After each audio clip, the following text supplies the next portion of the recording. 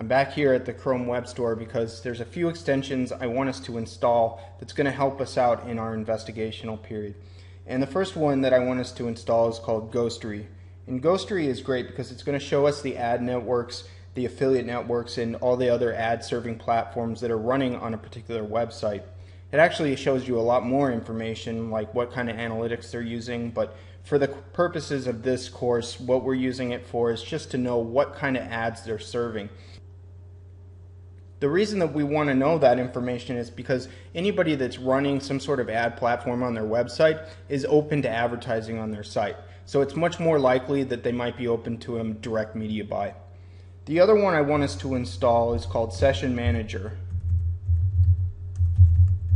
And I like this one just because I use it in my personal research, and it can be used outside of looking for your media buys. But essentially what it does is it's going to save your session.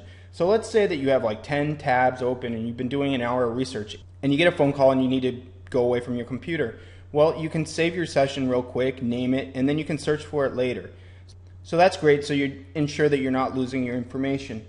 Another great useful tool that I use it for is sometimes I want to qualify a website a little bit more, and before I take the time to do that, sometimes I want to save it and come back to it later.